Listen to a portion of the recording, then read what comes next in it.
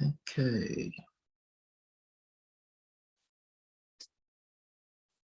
Brother Wilfred, good evening. What is happening with the Spoke at Faith Tabernacle this evening, Brother Wilfred?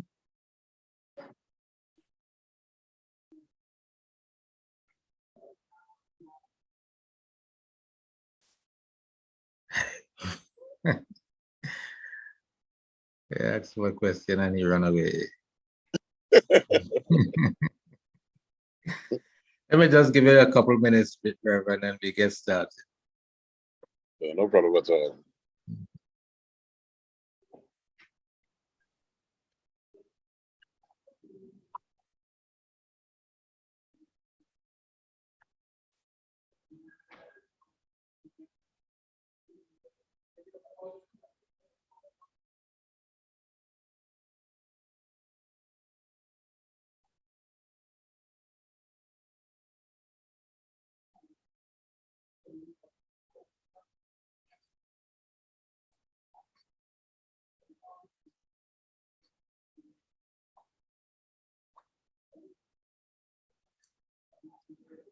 Okay, let's start the conversation. Bishop, it's good to have you this evening again. We're going to start the conversation, and those of you who are there, we're gonna trust that you participate as we go along.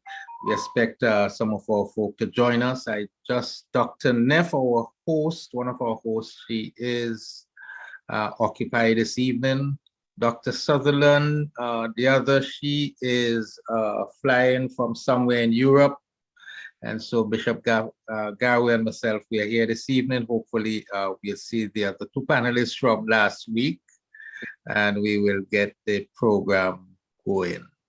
I didn't get a commitment from Dr. Jones this week, but we'll see how it goes. We have the questions, we have the answers. Bishop, I sent a note earlier today, and probably we can start from that point that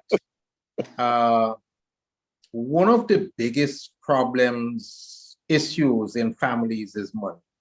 Yes.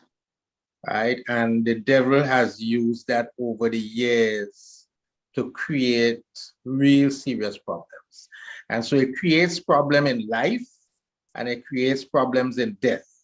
Because when someone dies within the family and leaves some money, you have the children who lived well for a very long time and live together. It's then that you start to have division and problems. So wealth is a problem. Money is a problem. And if we do not know how to manage it, it becomes the root. I mean, the Bible says it's the root of evil. And somehow the root grows into our life. That root grows into our life, causes us to become evil. You know, I know several occasions where families have been torn apart simply because of finances. Either you have too much or you don't have enough, or somehow it becomes the Lord of everybody's life. So let's talk this evening a little bit about our approach as Christians towards acquisition and managing wealth. We talked about that some time ago. And so probably we can just, for those who are there, if they weren't with us, just brief them on some of the things that we would have mentioned about wealth acquisition and wealth management. Can I answer me? Yeah, just before we go to the questions. Yes. Well, again, we don't believe, I think generally we believe in the fact that God said that man must labor. We don't believe in stealing, bribing, and the illegal forms that the Christians should not participate in. I think we also generally agreed with the fact that we need to train our children when it comes to money, and we need to be an example to them. And there was a lot of questions, and I didn't figure on remembering it. A, B, C, 1, 2, 3. So you have to forgive me. There's a lot of scripture when it comes to handling money.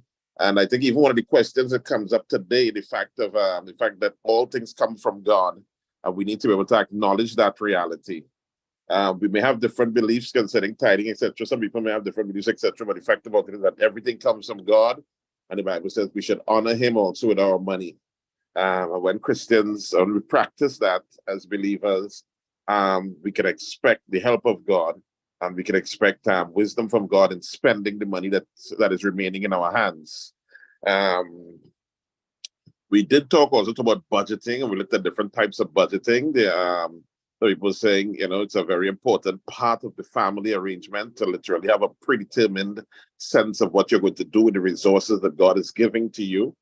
I also mentioned about the no budget. I mentioned the fact of giving to God and then, saving and investing. And then after using or making sure you don't use any more than that, using the rest, the balance. So we looked at different concepts concerning money management. And I think, we had a very nice mix, because I think there were 4 or 5 of us. And it was a pretty nice mix concerning approaching money from different perspectives. And I personally had the opportunity to glean from it. But there's a lot of perspectives in the Bible. The need of to give to the poor, to be a blessing to the poor, a blessing to God's work, to make sure and save for the future. The Bible does also mention the person who does not handle money properly. That person puts themselves in a difficult position, because the Bible says he that doesn't take care of his family is worse than an infidel and has denied the faith. And therefore, there is a financial quotient in terms of our learning our responsibility in terms of finances. I hope I did that some justice. Yeah. And I think maybe sometimes our failure as a family in handling family finances is carried over to governments, the way our governments just spend money and they spend it badly without budgeting properly. It comes over from an individual side, from an individual basis into a mega perspective, And there's some nations now crying about I think they call there was in the business term, they call it vulture capitalism. I'm not sure exactly how they deal with governments, when literally a government will lend another country money knowing that they can't repay it, where they hope to get a hold of some of the choice assets of a country. So, and that seems to be happening there now, and on a national and a mega scale. And again, it starts off with the learning to accept the personal responsibility for finances and understanding that you really shouldn't be spending more than you have. You need to prepare yourself for your future. And you need to know that if you don't have it, then you don't have it, that you should not be, a lot of the crime situation, I don't know what it's like in Barbados, but we are having a serious crime wave here, Pastor Anthony. That's not a young man just running into groceries with guns and running into families, and it's creating racial discord in our country. Quickly that zombie rises up in Trinidad. And where the Indians are claiming to be, at least a pundit is claiming that the Indians are being targeted by the Afrocentric young men on the East-West corridor. These things are creating all sorts of disturbances. Again, because people did not learn about their responsibility in terms of developing themselves financially and walking and how to take themselves even up to another level. Because many of us, we didn't start off as rich people. We started off as people who had nothing, very next to nothing. But I know, I don't know all your story, but I know God has done very good things in your life, and He's done very good things in my life, and that has to do with a lot with honoring God and discipline. Anybody tell me so you with a gun, etc., I know there's another person they're talking about. We're not that, And they don't understand. They don't understand there's another way. And again, too, because, they're taking advantage of. And again, I think part of what we saw also, too, is that the family problem that we're having and the financial problem sometimes are connected, because people are not taught and they're not given that structure in the family and the example in the family of learning how to manage family finances. And therefore, they think, if Christmas is coming up or parties are coming up, they tend to have extra crime because the guys need extra money to go to their parties and their fetes and whatever have you, Carnival, etc., Christmas. And so there is definitely a connection between the family structure. And that's one thing I love about this program I'm giving myself, because once we have stronger families, it's also going to mean that we're going to be dealing in the economic areas. And then it's going to help, of course, as it's going to help us in our moral issue and our civility one to the other. So That's Most a little sad. definitely. Most Yes. definitely, sir. And some people do not understand that it is not what you have in the bank. It's first of all what you have in your head.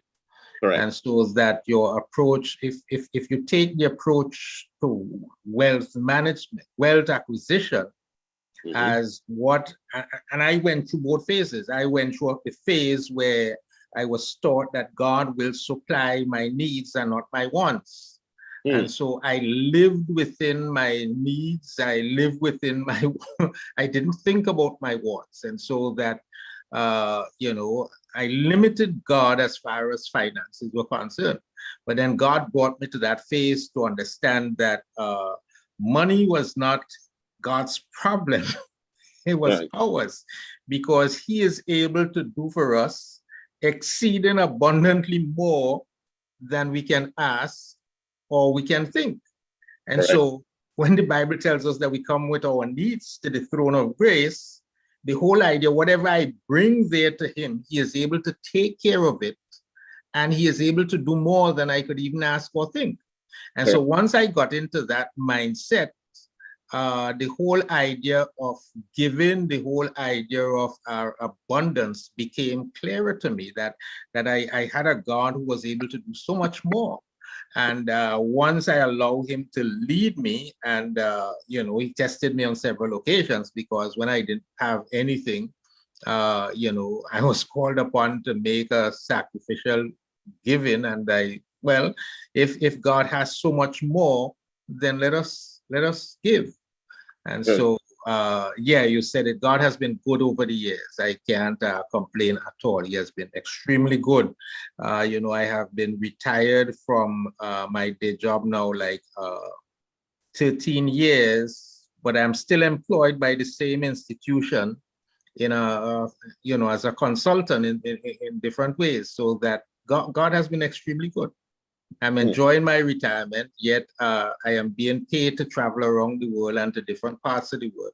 And that's because of our concept towards, you change your mindset towards God. Okay, so Sister Dorset has joined us, and Brother Pierre is there with us also. So let me get you guys pictures here on the screen so that our audience and those who have joined us, please send a note to your friends wherever they are, and ask them kindly if they can join us, please. And then I need to go to Brother Pierre here and Spotlight, and to Bishop Garway and Spotlight. Great. Good evening. Good evening. Good evening, Brother Pierre. So we have a number of questions that the audience asked, and we weren't able to get through them last week. So let's try and get through them this week. And so I'm going to start with the first one. It has to do with wealth acquisition. Why is it important for children to be taught that God owns everything?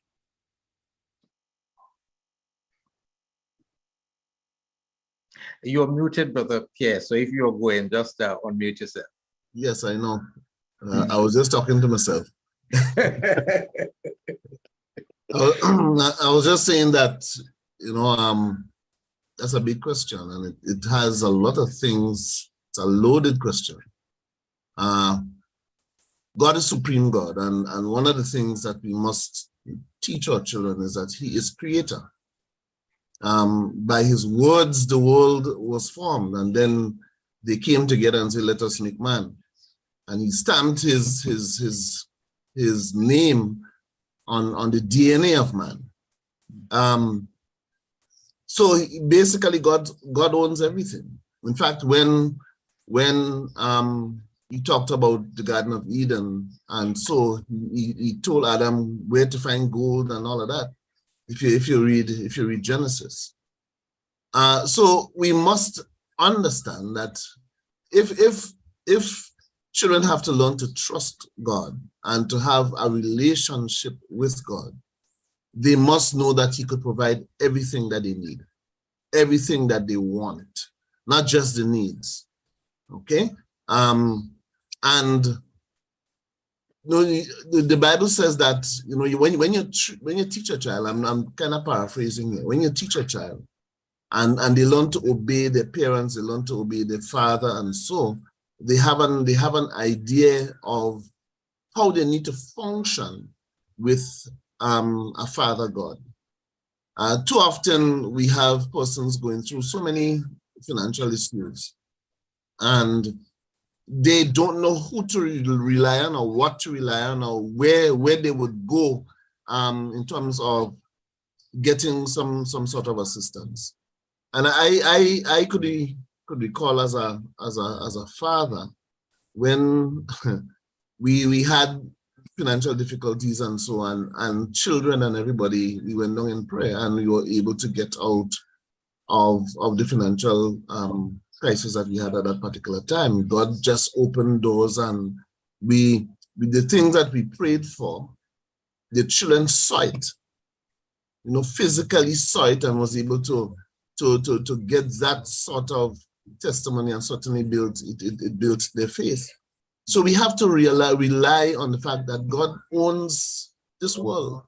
He created this world. Yes, the devil has seemed to have some degree of authority, but the bottom line is, as long as you tap into God, the provision is endless.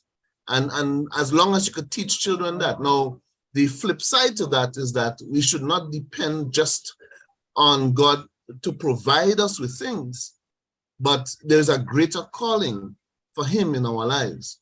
And sometimes, you know, we tend to believe, as some of us tend to believe, that, you know, as soon as we need something, we just go to God and say, look, provide this for us, without having the other level of responsibility as Christians. All right. And we have to be able to create that balance with our children, teaching them that we could rely on God. We could rely on God, but this is not what God is all about. It's not just all about providing us with material things. There are so many other things that God can bless us with. That's right.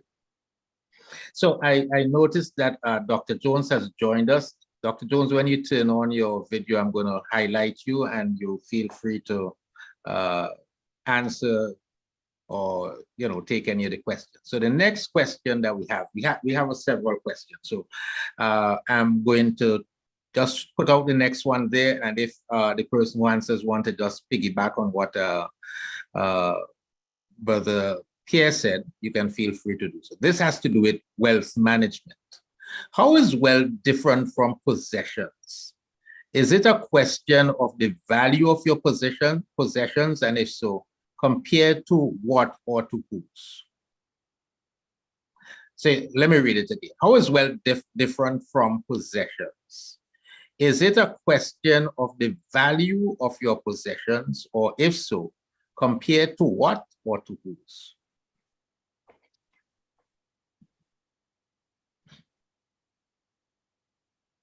So anyone wants to take it?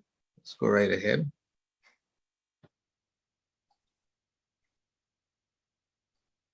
Okay, great.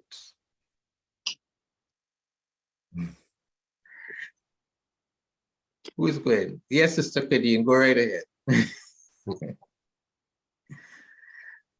Good night, everyone. Good night.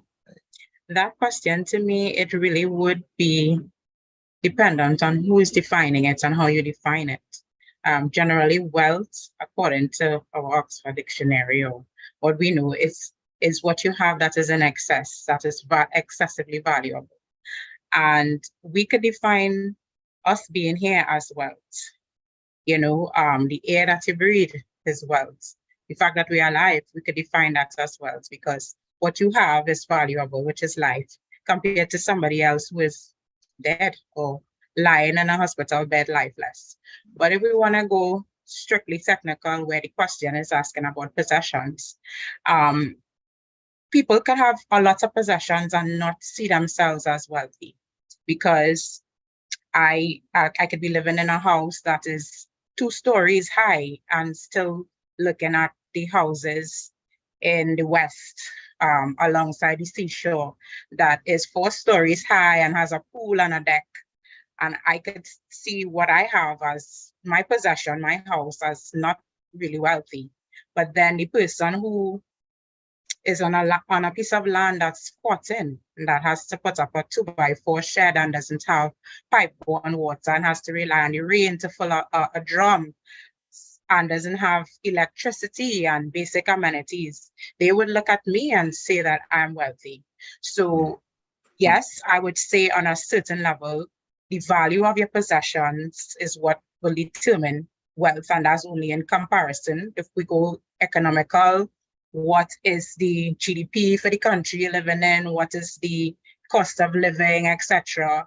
And certain lifestyles require a higher income, require more money, etc. So if we go on that basis, there would be different levels of quote unquote wealth.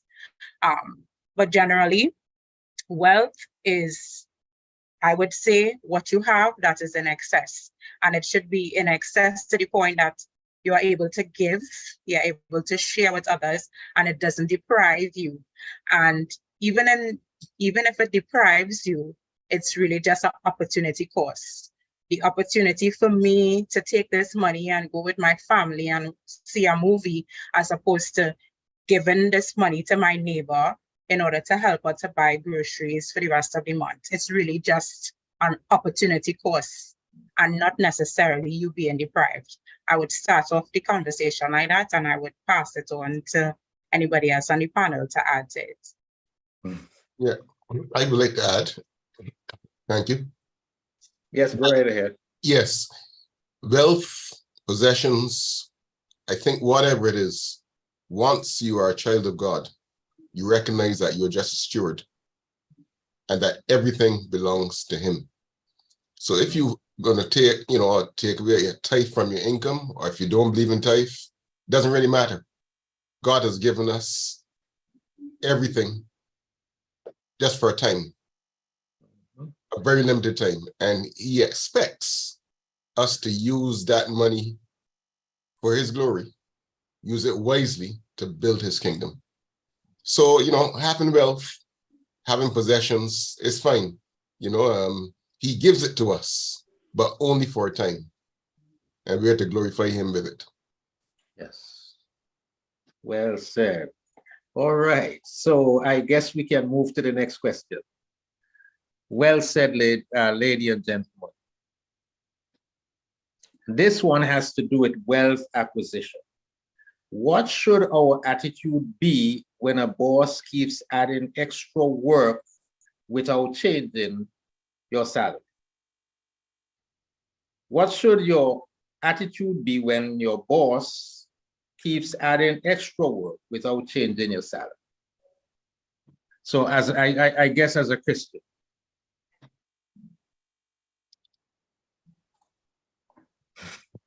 Well, there are more than one. Let me touch this. In Luke chapter 16, Jesus gave us certain principles, I believe, that where he mentioned the children of this world are wiser in their generation and the children of light. Please note that he didn't say the children of this world are wiser than the children of light. He said in their generation.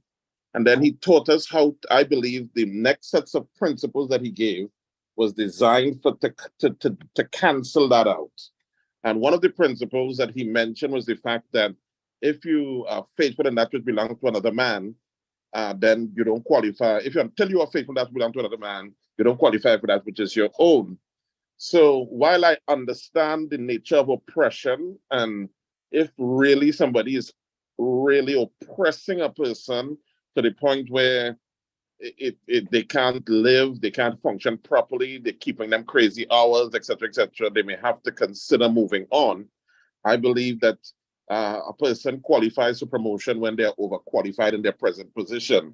And sometimes it's a difference in just a matter of mindset, where we understand that if, for instance, when I went back into the insurance industry some years ago, I would do my manager's job because I was more qualified than her, because I would go and study things before they went. And eventually unfortunately, she passed away, and people were senior to me, but apparently the top management found out that I was doing the training, etc., and they promoted me above people senior to me. So that sometimes when it seems as though you're not going to be paid, there's a law called the law of compensation that comes about. And I think that's what we saw happen in the life of Joseph. So Joseph went to the Potiphar's house. He functioned way beyond a slave level.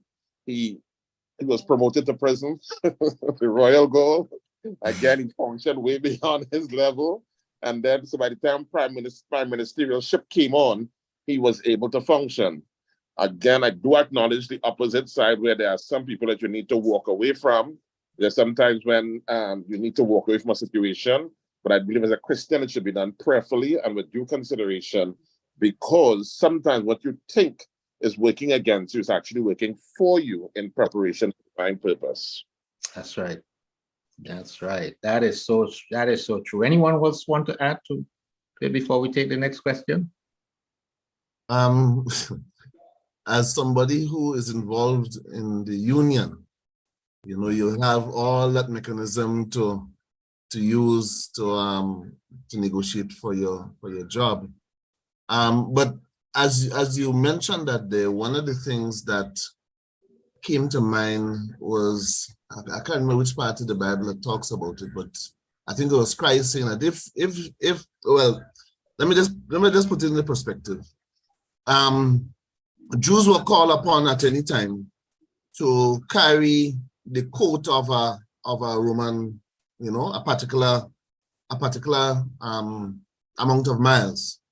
Okay, and by law they couldn't force you to go any further. That was it. So Christ say, look, if they come and they want you to carry the coat, let's say it's 2 miles is the standard thing, carry it further. Okay, let them, again, that spoke about, you know, don't be enslaved in your mind, but you know, if you're doing it, just do it to show them that you can get it done. All right.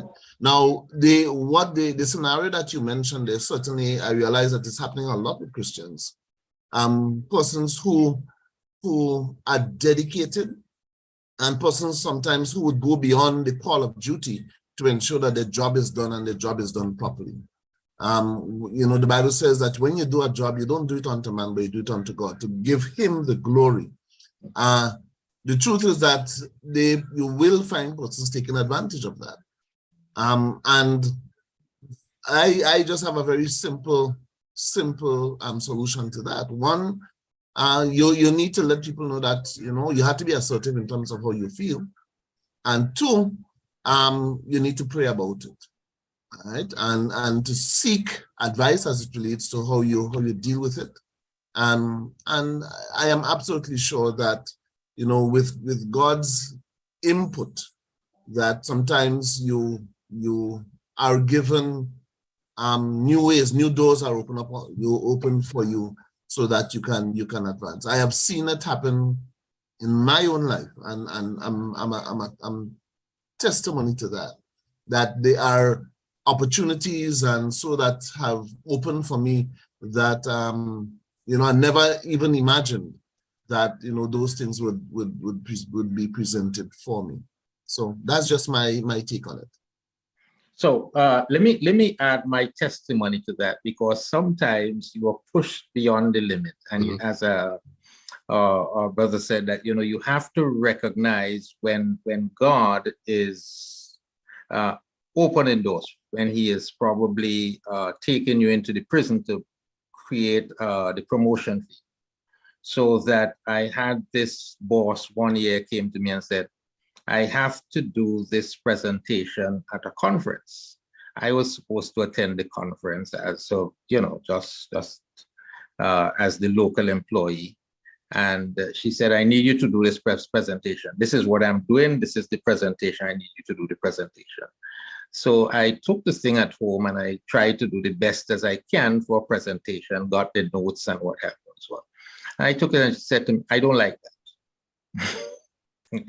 I felt, well, this is not in my position description. This is not a part of my job. And so those thoughts went through my head, and I said, listen, you know, you can't really force me to do this. I went back, I said, let me take another shot at it then. And when I did that, took it back the next time, she said to me, yeah, this is a little better. Help me, let's work on it together. And so we did the presentation. We went to the conference. And the day she is supposed to do the presentation, she said to me, I am not doing this presentation. You did this. You are going to do this presentation. Well, thank God for the little preaching skill and me standing before audiences. You know, I didn't have to bother about getting cold feet and so on. But that presentation, the next conference, when we had the conference the next year, I got an email from the office where they set up the conference asking me if I could do another presentation. And so to this day, 13 years after, well, that was long before then, but you know, that continued. People got to understand my skills and what have you and so on, that I, you know, what I was bringing to. And so that when I was retiring, this gentleman came to me and said, hey, are you going to come and work for me? He is in the teaching arm of that part of the government. Would you come and work for me? Of course. I mean, I have anything else to do. And so God prepares you, and sometimes he puts you through some situations that you think are difficult, and you have to be very careful that you do not throw away opportunities when you think that it is something that is difficult. Yeah, quite agree. I call it the sandpaper period. Yes, yes. Yes. So I have a question. There's a time my boss gave me his monthly report to work to write. Some suggested I shouldn't because I was not being paid for it. I thought that was bad advice. My boss had once he said he was training. Okay, my boss had once said he was training me to be a foreman. I eventually resigned at the highest position in my area. But know the difference. You have rights. You know, but know the difference. You have rights. Be careful. Yeah. So yes, you do have rights, but sometimes you have to allow the law to lead you and to help you to understand when those rights are opportunities. Correct. Okay. So the key there. yes. So could we take the next question now? Sure.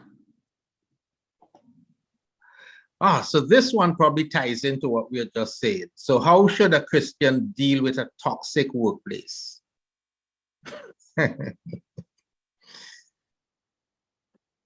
How should a Christian deal with a toxic workplace? And I think now you're looking at the other employees who they're doing everything to create problems for you. You're always in some sort of a conflict and what have you. How does a Christian survive and live and thrive in such an environment? I would just give a testimony of that. Was working in this place, and there was a young lady that came to be a staff member, and since she came, that unit had some real issues. I wouldn't go into it, but it had some issues. And being the Christian that I am, I decided to go into the work very early in the morning, and I prayed for the unit. I prayed for the environment. And to make a long story short, within a matter of about 3 or 4 months, she resigned. She resigned. There are some things I don't take lightly. So if I don't have the answer, and if the environment has to change, I cannot change it. God has to. Okay. So I rest there. Let me add to that another testimony, if I may. Same thing when I worked in as a manager in British American in the field. Sometimes we would have difficulties. I've noticed that people were difficult, and I would do the same thing. I would pray that God would get them a promotion outside of the company, you know. And I've seen, I could testify of dozens, maybe at least a dozen people disappearing, you know, and going on I'm not praying evil for them. I'm not praying for them to be destroyed or anything like that. The next thing, I learned that many times God used people around us to shave us. Bible talks about iron sharpening at iron. And you don't put fire on 100% gold. And sometimes the people around us who we think are problematic, but are problematic, are actually God's way of getting to us. And the Bible actually says that we should rejoice when we fall into diverse temptation, being trials and difficulties. And I think sometimes when we cannot rejoice in the middle of difficulties, it's an indication that we are under the dealings of God and not recognizing it. Again, somebody has already put in the chat there is sometimes the extreme to these things where a person, Jesus did also talk about fleeing. He said when they persecuted, wanted to flee. Again, for the Christian, prayer and developing a sensitivity and not listening to your first voice, but praying about it over a period of time, I think is extremely important, because especially as I believe as God begins to put Christians into higher positions and greater responsibilities, they're going to find those Daniel scenarios. Daniel was in a toxic work environment to the point where he ended up in a lion's den. I mean, most of us thank God that our workplace not that bad, But again, he kept himself prayerful and he kept himself sensitive to God, knowing what he was required to do, and God protected him completely. Thank you. I'd like to add to that. Sometimes God may change the environment. Sometimes he may not. It all depends, on God. But for us, we must be sure we shouldn't really strike out too quickly in a negative way, because then it wouldn't leave the right, the picture of a Christian with the folk that we work with. So even though, we might be being unfair, we have to go forward in faith, continually praying and move forward in faith, believing that God will work a way out.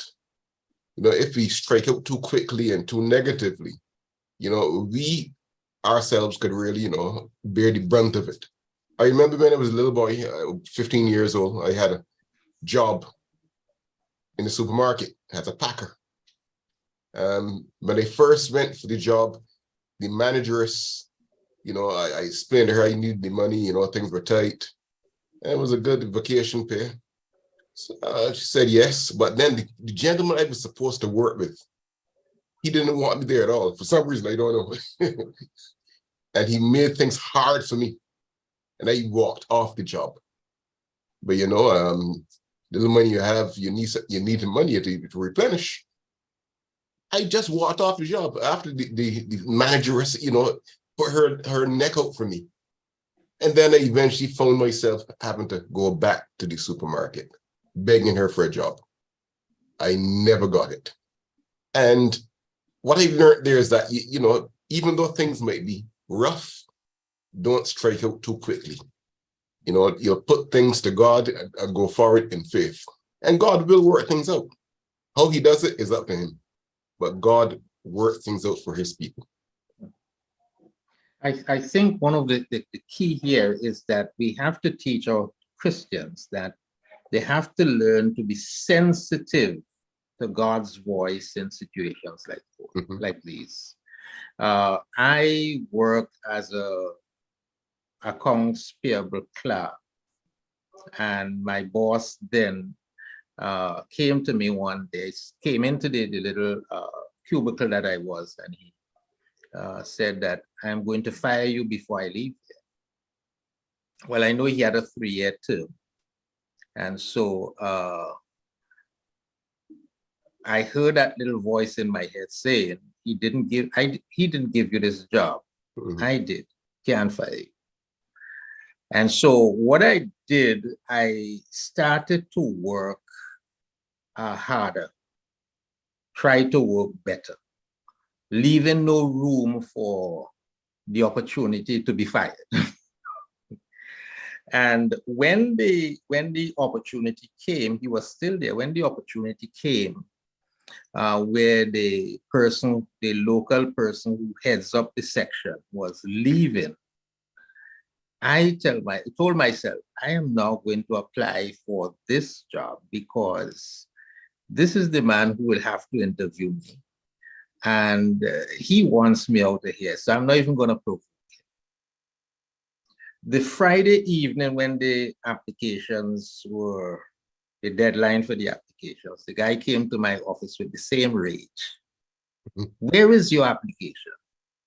And now I thought he was mad because a few months ago you wanted to fire me, and now you're asking me for my application. So in that institution, every time you apply, you have to fill out the forms, fill out a whole set of forms about your grandfather, your grandmother, even though you did it before. So I filled them out. I took them down to him, minutes before, getting ready to leave work, took them down to him. And he handed a clipboard to me and he said, read that. When I read it, it was my covering letter that he wrote and asked me to sign it. And he was the person who is going to make the decision and who becomes the financial specialist at the section. The rest was history. So that you have to know there are times when the Lord is going to test you and you have to listen to the Lord's voice to decide what you need to do in situations like those. It's not always best to run. Yeah, there are times, I know situations where in certain institutions, not the one where I work, but I think there was one case where I worked where a supervisor, and then he got seriously punished for that. Tried to pressure a young woman into a compromising situation for a promotion, and he was reported, and he got into trouble. He lost his job. Long and short, he lost his job because that's not tolerated. But so I am empathic because the circumstance is different. Sometimes it's not just about harassment and what have you. Sometimes it's sexual harassment. And when you face those kind of things, you have to make a serious decision, especially if there are those within the institution who do not care whether you are sexually harassed or not. That's my take. I Okay. have a question, Pastor Henry. Mhm.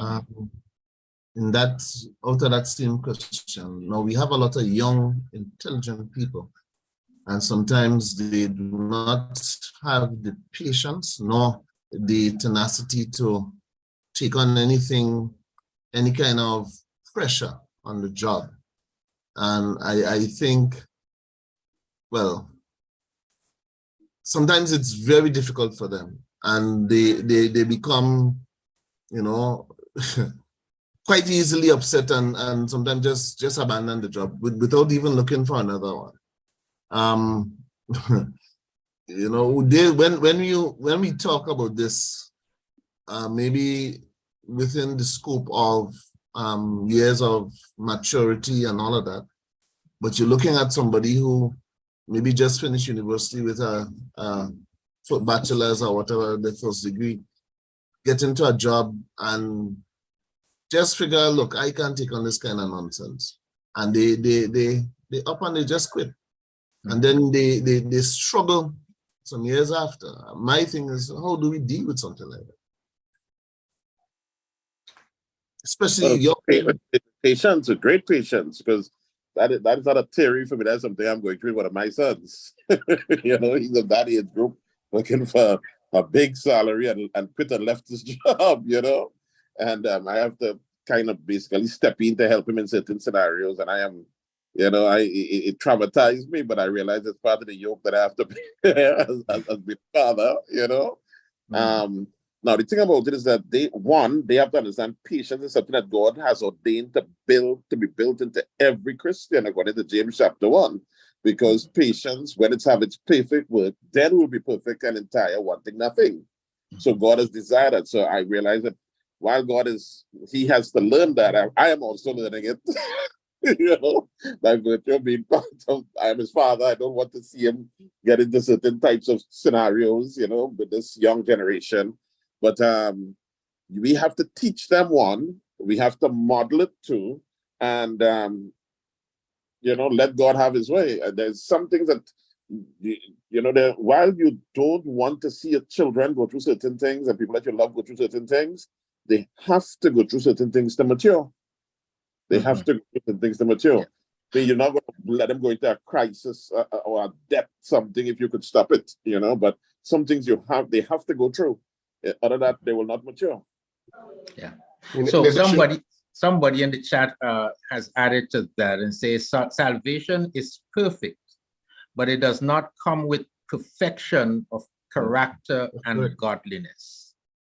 An incorrect mindset causes us to flee situations immaturely.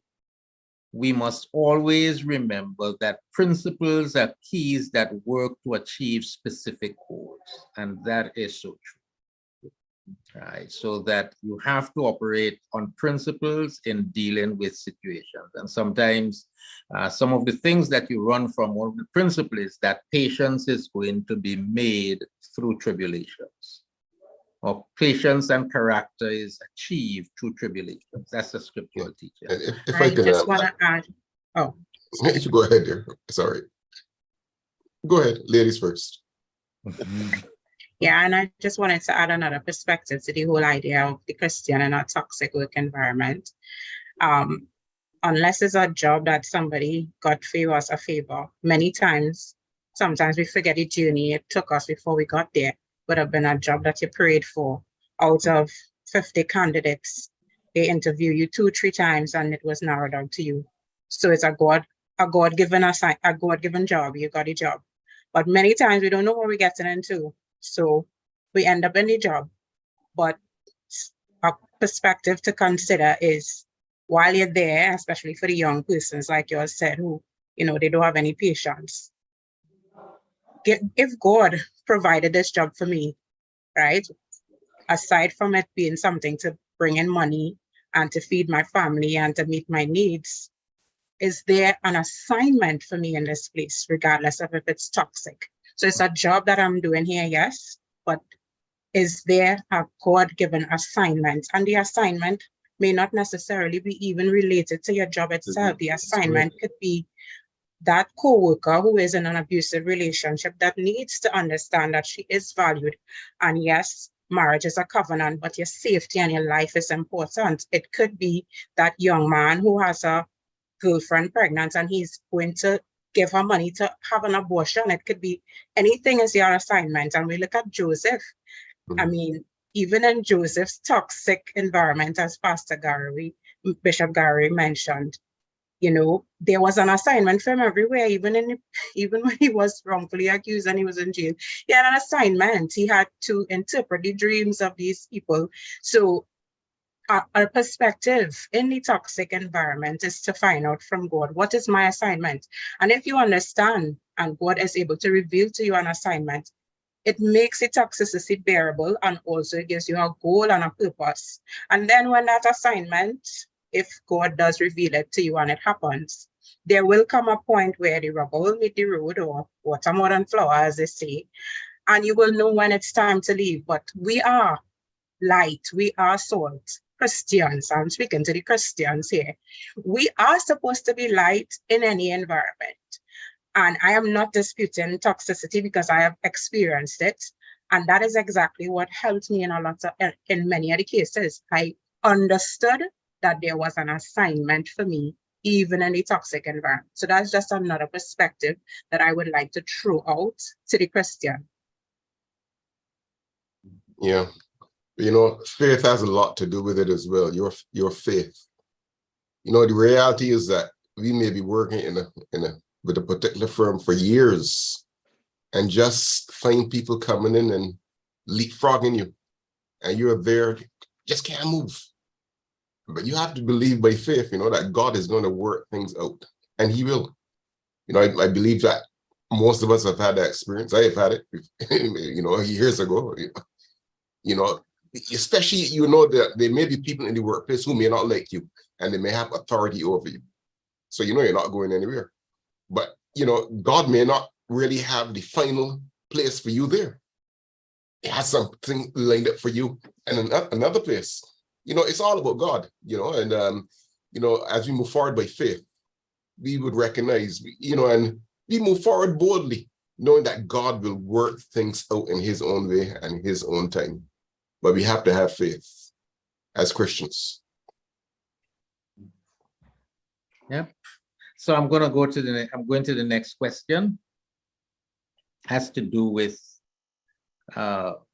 wealth management. How important is the concept of delayed gratification? How important is the concept of delayed gratification?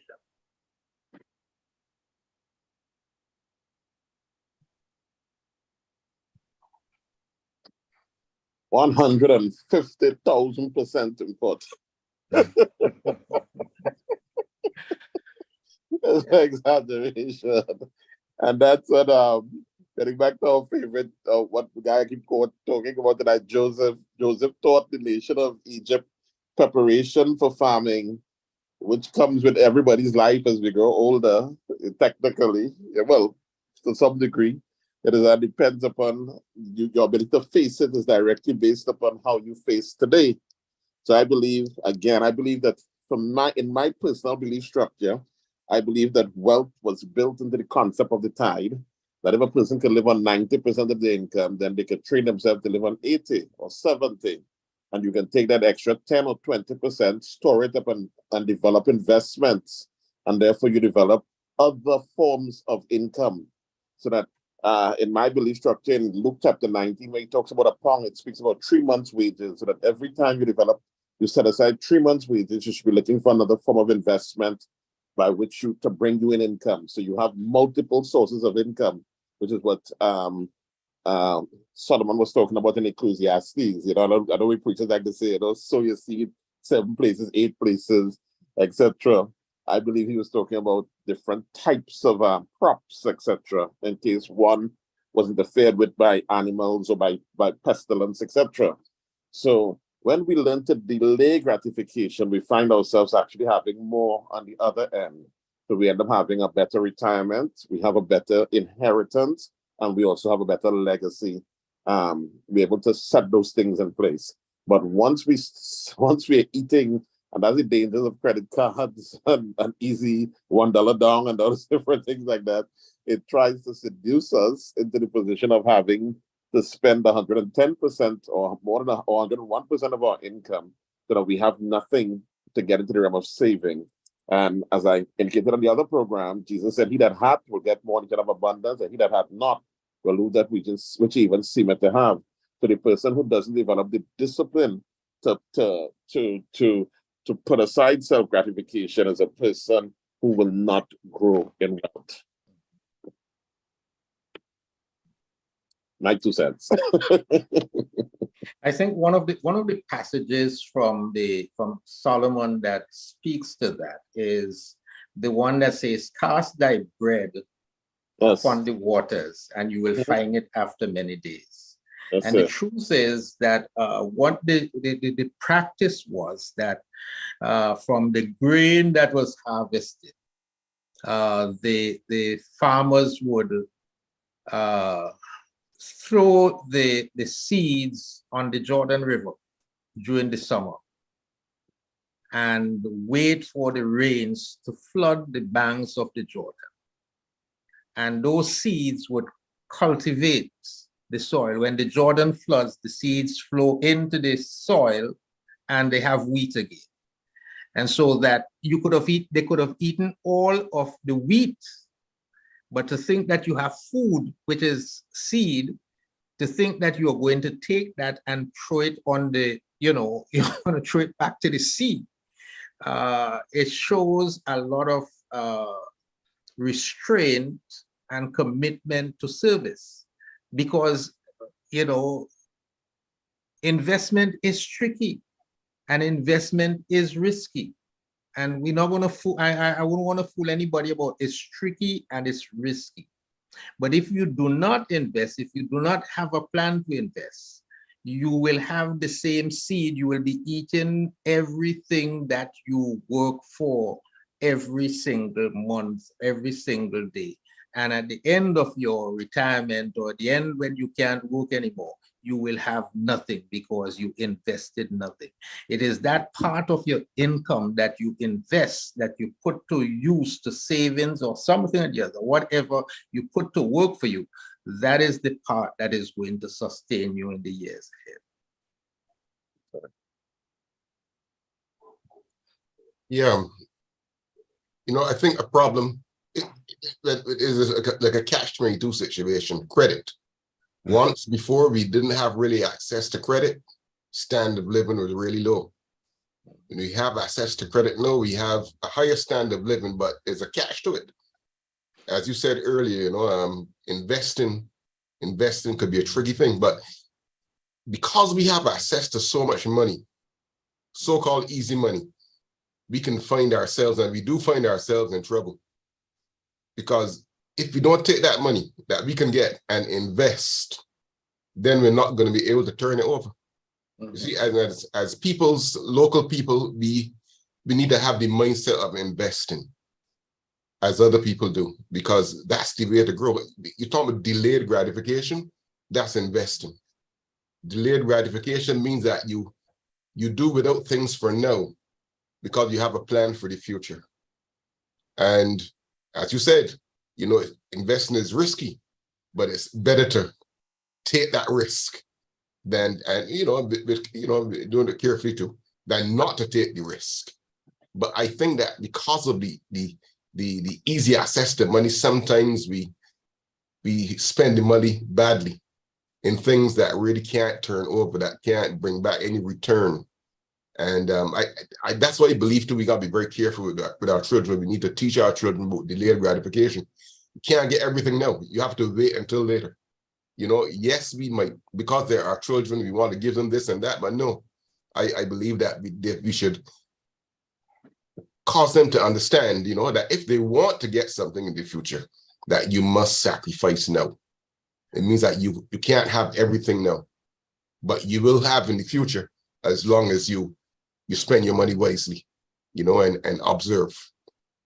Because as you said, investment is risky. So that means you have to be very careful in what you're investing and how the market trend is. Yeah.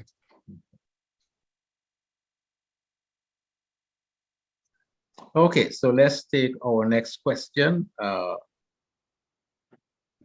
It says, what does the Bible say about the responsibility of a Christian when he borrows? Bible says to return the money. Pay back. Very simple. Very simple. You borrow, pay back. And don't do like some people say, trust and don't pay.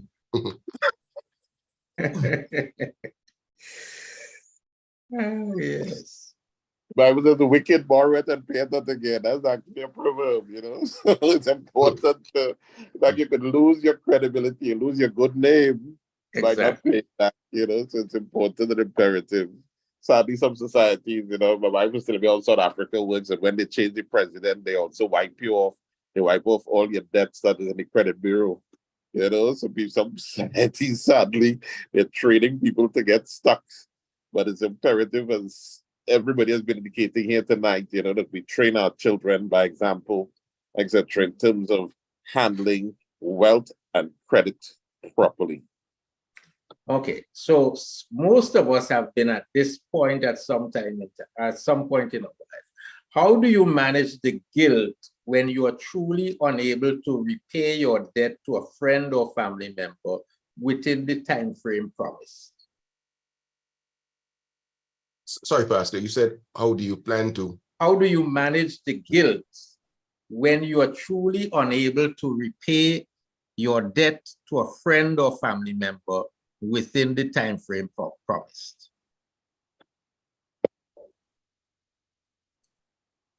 The biggest thing I think is when people they do not communicate with their creditors. Learn to communicate. I remember back, I started learning about wealth heavy in 1999 when somebody came from the court to my house because I didn't pay a credit card, etc. And the person walked me and said, "Wait, you know that pastor who used to be on radio?" And I whispered a quick prayer. Oh God, open up a hole in the ground and swallow me. And God didn't answer the prayer. And the guy that told me, said, listen, call them. And I learned from that day, they are human beings too. And sometimes the people, while they call you and they sound as though they own the bank, they are human too.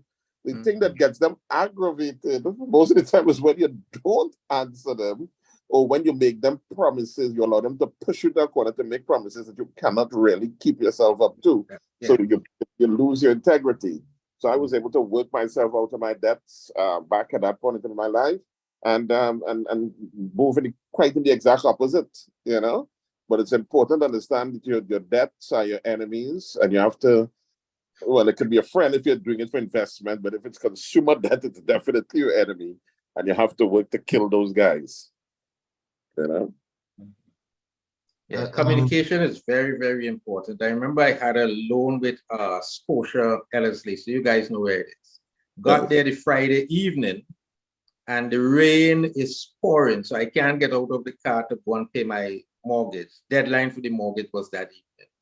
And by the time the rain eased up, I got to the door, and the guard refused to let me in because it's 5 o'clock, or I think they close at 5. It's 5 o'clock, so they closed. And you know, I said, well, they're gonna get the payment at some other time. The Monday evening, I forgot. And so I decided to go the Tuesday and pay the mortgage. The Tuesday, I got a call from the lending section, or the section that follow up on your mortgage and so on. So when the person called me, I said, listen, I want to talk to your supervisor, because I do not want him to get the impression that I am not paying my loan. I don't want this bad score you all put on my thing there. And so I explained to the general. I said, oh man, I understand, not a problem. And I took his name, communicated afterwards. About a year or two later, I wanted a second mortgage and a second loan. And he was the loaning officer. The same guy was the loans officer. I went to him the Friday evening. My wife had come down to Trinidad to be a part of the signatory, because we are putting our property up for the to get the loan. And he said to me, you know, I can't really, no, before that, the week before my wife came down, he came out to me and he said, I have a client, I can't keep this appointment this evening. Come and see me Monday evening. Saturday morning, that was a Friday evening again. Saturday morning, I heard a knocking on my door. And this guy was at my door with the papers to fill out the documents to get the loan at my house. Yeah, big loan. It was a loan. It was a big loan. It was $250,000. Right? So he did that. And then the following week, now my wife came down to sign the documents. And when she got there, it was late because the flight was delayed and what have you and so on. So she got there late. It was the first time I'm going to see a bank, inside of a bank, how they operate inside of a bank after they're closed. So he took us into the bank, had us the understanding that my wife was leaving the Sunday to come back to Barbados. Took us in the bank and had us sign up the documents and what have you and so on. It is important to communicate with your credit officers. And we are talking about the bank, but if somebody lend you money, there's nothing about, there shouldn't be any guilt if you can't repay. I think that's the first thing you need to know. You cannot repay. The person who loaned you doesn't expect you to steal to get it, to give it to them. But at least say something to the individual. Right? Say something to the individual. And of course, in time, make you good on your debt. Make good on your debt. All right, so I think we have a few more questions, so let me just make sure we get them in. In one of your programs, you said that borrowing makes a person a slave to the lender. What suggestions you offer to the Christian family to get ahead in life and leave a legacy for their children without borrowing?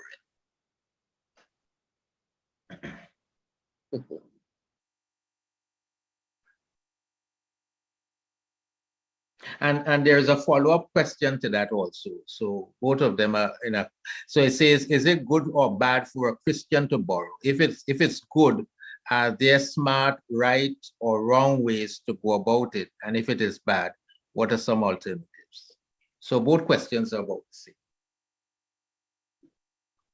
I think Dr. Jones touched this earlier when he indicated the fact of there's a lot of money made available to you, but you have to be wise in terms of if you're going to be using credit to make money, and there is an opportunity to make money using credit resources, but you better know what you're doing.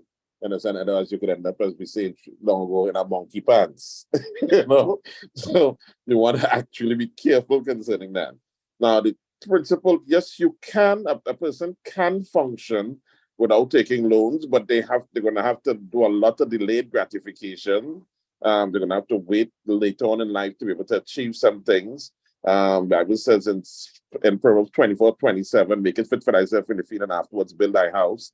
So some people go that route where they rent way up. I know a couple, wives used to come to our church, they waited until they think the husband was 60 something, then they bought a $2 million house cash.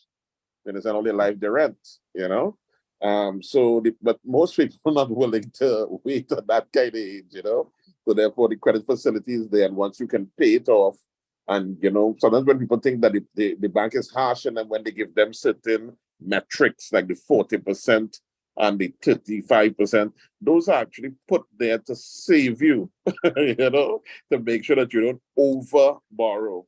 Because sometimes when you want something, I've always seen people that when they want to borrow, sometimes they make you feel as though they are some kind of super person to get back your money, but they are not that, So these metrics help you to be reasonable with yourself, etc. So yes, stay away from debts as much as you can, but if you're going to use people's money, know that you have actually taught it out. One of the principles that is mentioned in the financial services area is that you should give certain amount of time behind every investment, depending upon how much money you're going to put out. There's actually, I forgot how the formula goes right now in my mind, can't remember it, but it has to do with you learning to think things through before you can do it and prove it. And sometimes when the bank officer is telling you no, it's because you have not proven that thing properly on paper, and you need to go and get that sorted out properly. That's not a curse to you, that's actually a blessing. I'd like to add to what you just said, Bishop. You just said to stay away from debt. I quite agree with you. The reality is, if you can stay away from debt, stay away from it. But if you have to get into debt, just be very careful how you're going to manage that money. Because sometimes an opportunity may look as though it cannot fail, but when you get into the market, it's something different. So I agree with you 100%. If you don't have to borrow money, don't borrow. But if you borrow money, just be very cautious. Yeah, I would also add, from the financial services perspective, before a bank or a lending institution decides to approve you to borrow their money, they have to be convinced that you could pay them back. So just the fact that you are approved to borrow means that you have the ability to pay back. So if you start from that premise, do I necessarily have to borrow? So I would tell a young man who come in to buy a vehicle and rent a vehicle from us for 4 years, if you take the same installment, right now you're not driving or anything, but take the same installment that you're going to pay us and just put it aside for about a year, you would have a full down payment for a vehicle, or you may be able to buy a second-hand vehicle in cash with that same amount of money. Same thing for the young person that's ready to leave mommy and daddy's house because they're big now, and you want to go and rent.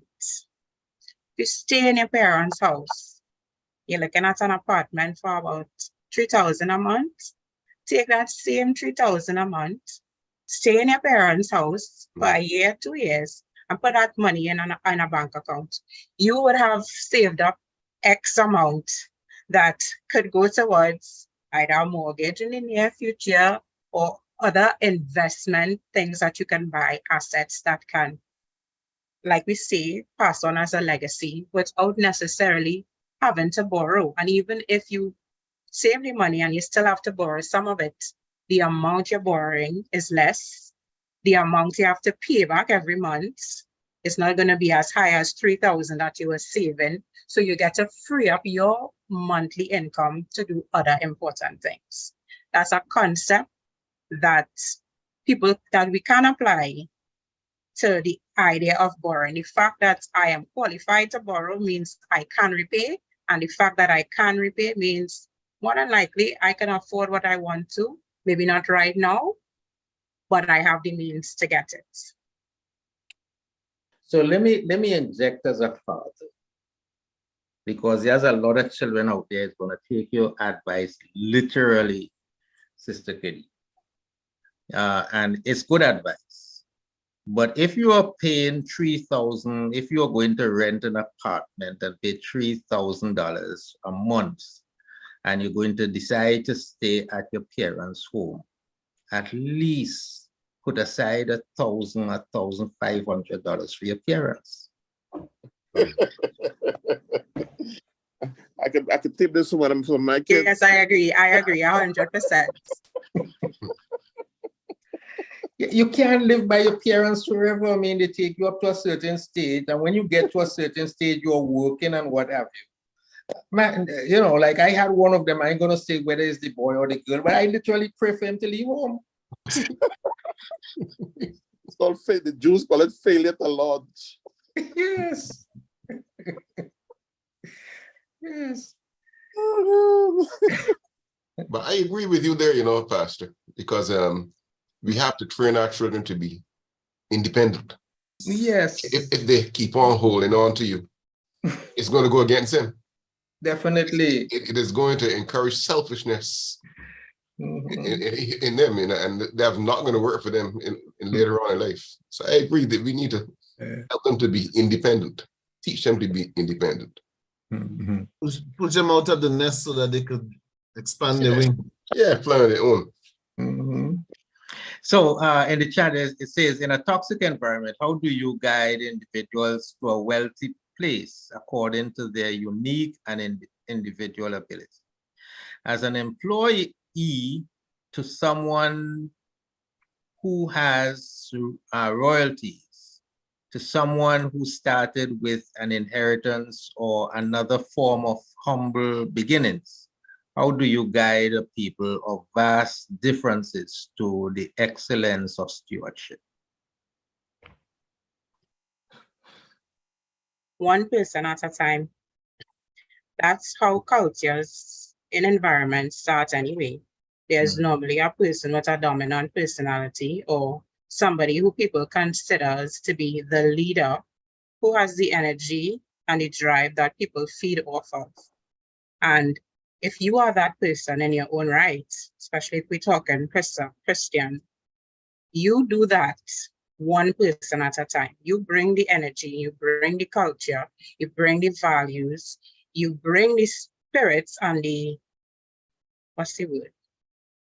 The essence of stewardship with every interaction, with every individual. And that's why I go back to even talking about what is my assignment. God will show you who is the person that sometimes it might be the most influential person.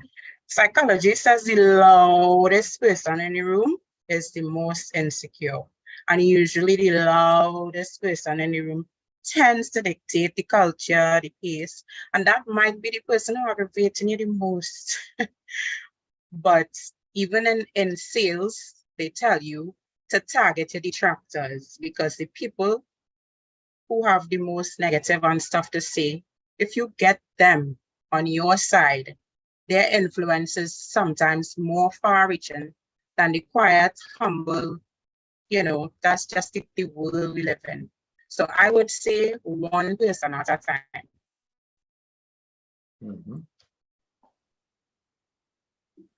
Okay, so I think I have one more question in the chat, and then we can start to look at wrapping up. Yeah, it's 8:45. How do you get our poor Caribbean youths to realize that Nike, Calvin Klein, and even some of the fine restaurants do not add value to wealth management? And by the way, many of them are learning these poor wealth management skills from their parents. I think that would wrap up to some extent all that we've been saying throughout the night. Well, the sad thing about poverty is that sometimes people who are in poverty to get away from the feel of poverty look for the tokens of wealth. And if you can get somebody to think past that, then after you could bring them into real wealth, which is goes knowing the purpose of God and then owning real estate, etc., and businesses, things that you can pass on to generations, etc., that can help develop authority and influence in the community. So we have to keep, the Bible talk about by God is ordained by the foolishness of preaching, not foolish preaching, but by the foolishness of preaching to save them that are lost. And we must continue to communicate, as the story goes, there was the thing, the sea had come in or gone out, and there were all these stars fishes on the sea, on the beach, and a girl was throwing them in one by one, and the father said, there are too many, you can't help them. She said, yeah. He said, it will make a difference. She said, yeah, for that one it will. So we have to reach as many as we can. Programs like these, encouraging pastors to also get economic and to understand that part of their responsibility is to develop their people economically. The Bible says he doesn't take care of his family. It's worse than an infidel has denied the faith. So there is a financial quotient that deals with our faith. The first thing, and I beg your indulgence here, in Luke chapter 4, when Jesus said, the Spirit of the Lord is upon me, he said to preach good news to the poor. It doesn't appear in the Greek language. And the word gospel, it didn't, and I'm not trying to create a theological problem here. But if you see it that way, what I'm saying, preach good news to the poor. Because one of the biggest problems you have is that the Bible says the poor heareth not rebuke.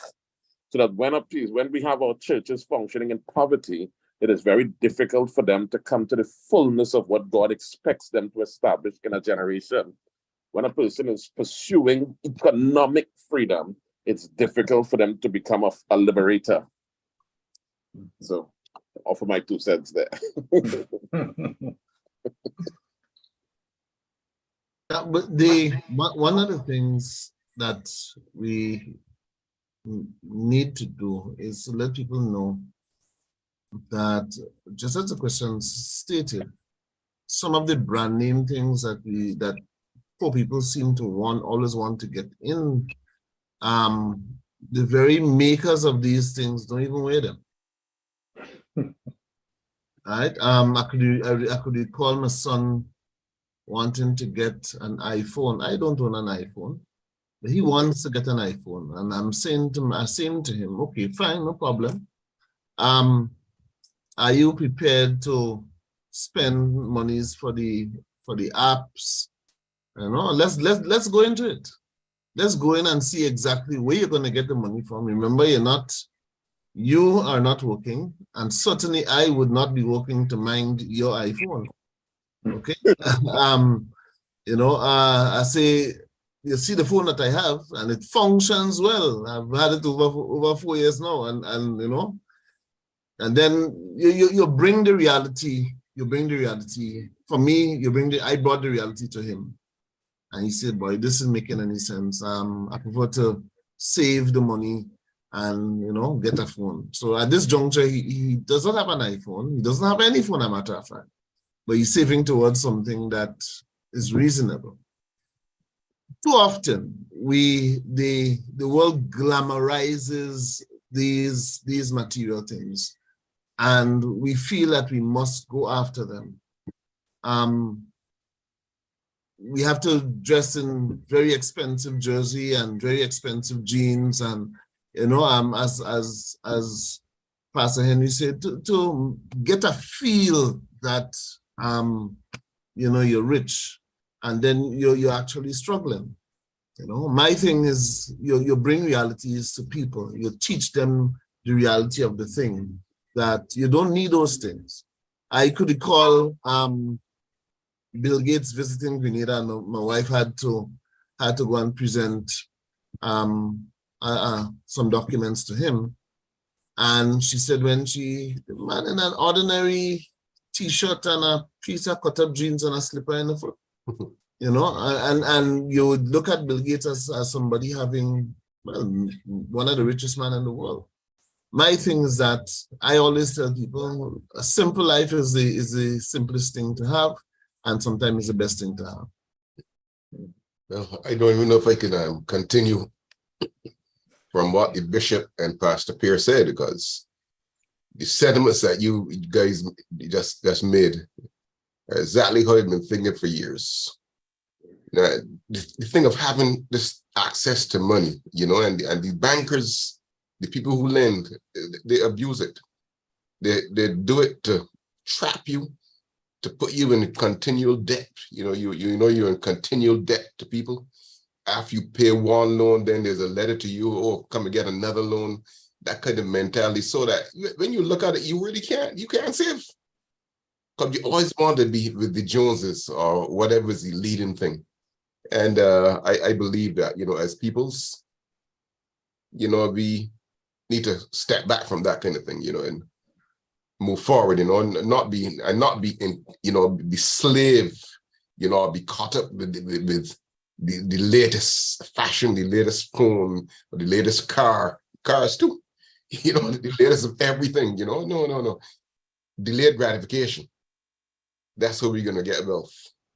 But if you want to get every 5 years, you want to change a car, you know, or every 2 years, or you want to get another house and this and that. Sorry, I'm not really against, you know, having a house or a car. I'm just generalizing it. That, you know, we have to think more in investing, you know, put our money, you know, to make, you know, to increase, but to be spending on consumer goods that will perish in a few years, you know, it really doesn't make sense, you know. But as I believe that as Christians, and if we're being led by God, God will lead us to do the right things, you know. And at the end of it all, you know, as we go forward as a people, we'd be better off as a people. Right? That's my little thing. I think Sister Kadeen fell off, Mr. All right, so it is important that we understand, and so as Pastor Jones said, I mean, putting aside the money to get a house or a car depends, you know, if you're going to use that car to you're a taxi driver and you're going to use that car to make money, to as an investment, so be it. There are some people who I know in Trinidad that most of the maxi taxi men in Trinidad, they are not, most of the maxi taxi owners, these what we call the ZRs here in Barbados. Those guys, most of the owners stay at home and receive an income, because they give the guys the vehicle to run and they say, bring such and such an amount for me every day. So the guys have to outside here and work hard and make sure they do all kind of things, risk their lives with some of the bad driving at times. So we have to understand the system as Christians. We have to understand the system. And if you think that you are going to get involved into the transportation business and you want to get a car, then think about, or you want to get one of the maxi taxis, then think, don't just think about going out there and running somebody else's one. Think about how you're going to delay gratification in certain things, the trips that you're going to take to go to Trinidad to shop or to the United States. Put that money aside and get what you want, because you know that that is going to provide for you income. And then at some point in time, who knows, you may be able to buy one, you work hard with the one that you have, and then you're able to buy another, and you're able to call somebody and say, listen, come and drive it for me, bring such and such amount for me, so that you're producing. And the whole idea is that the little things that God puts in our hands, put 5 talents in your hand, return 5 talents to him. You put 2 in your hand, return 2 to him. I wanted to mention earlier, one of the principles of investment, and a lot of people don't understand this. Preachers preach it and probably exaggerate it and don't actually help people to understand it. The whole principle of giving. Giving fits into that realm of investment. He who gives to the poor lends to the Lord. And by the way, God is a borrower.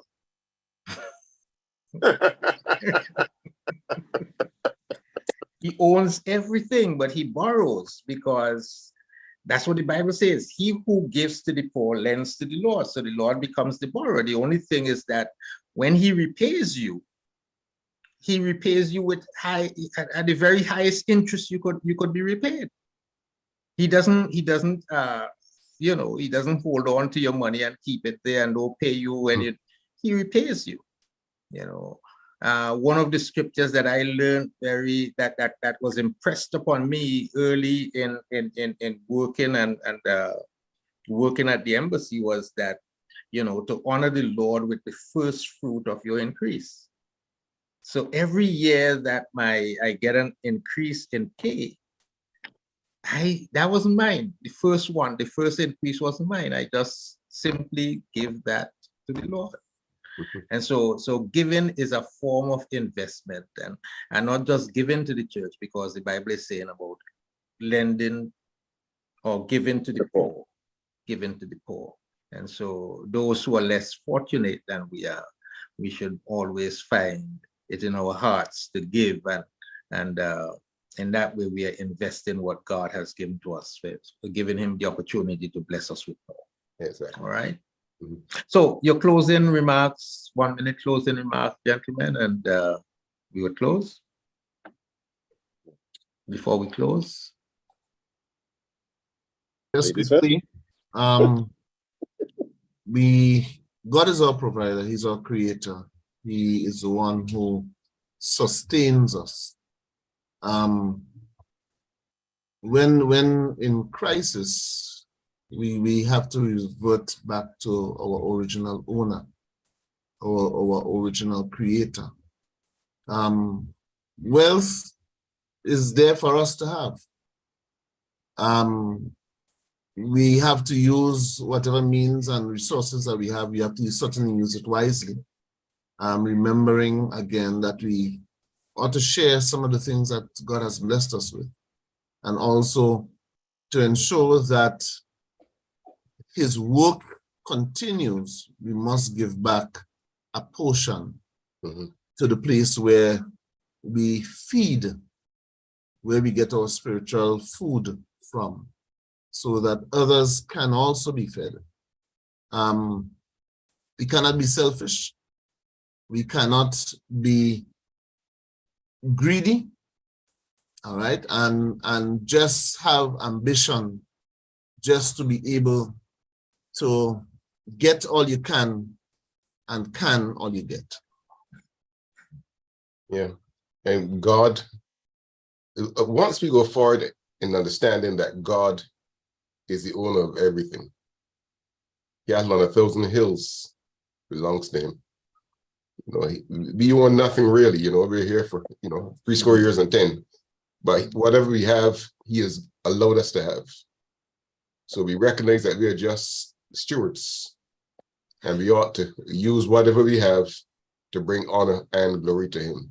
Yes, he gives us the opportunity to make more, to increase our talents, but we must recognize that what we do, is really to bring, to give him glory.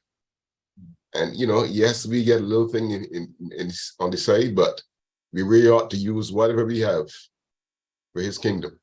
yes, And we recognize that, we allow him to use us according to his will. But we must recognize we're just stewards, man. We're just what we have is not really ours. We can't take it with us. Like how the Pharaohs used to kill their and thinking that they could, rule in on the life. oh yeah, Ain't gonna happen. We're just here for a short time. So whatever we do, what legacy we leave behind, it's all for the glory of God. amen. Yep. Pastor Garrow, Sister Dorset. Closing words. Lady, madam. Yes, I like that we keep ending on the recurring thoughts of everything being owned by God.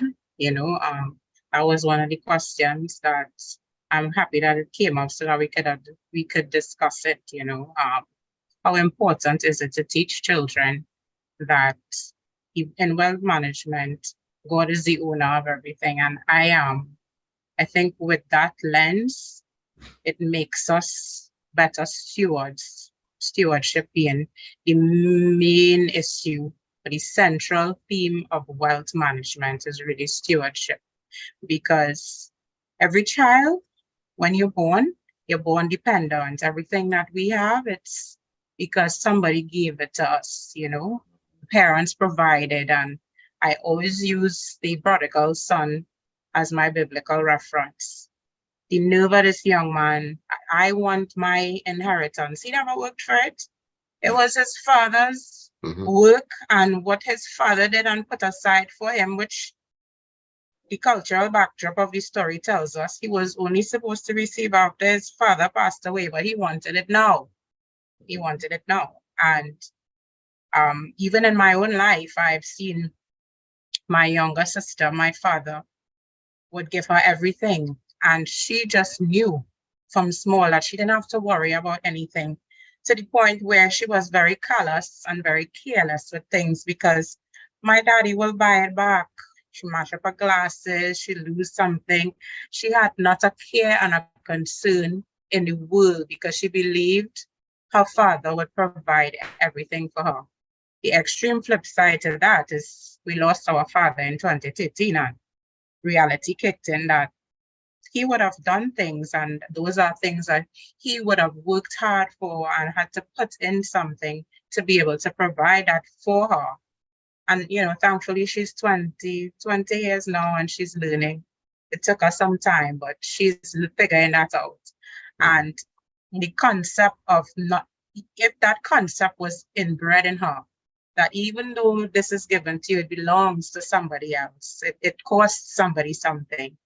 Then once we could get that ingrained in our children, managing wealth is going to come easy, because I understand that I am a steward. This is not mine. It belongs to somebody. But I'm also going to have a spirit of thankfulness, because this has been provided for me. God provided through my parents, through them being able to work, through my own skill that he blessed me with. This has been provided for me, so I'm thankful. And that's even what delayed gratification is.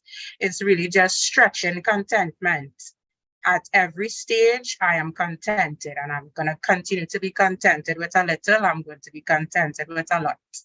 And so that's just my closing remarks. And this was a really nice series, and I was happy to be involved in it. Thank you.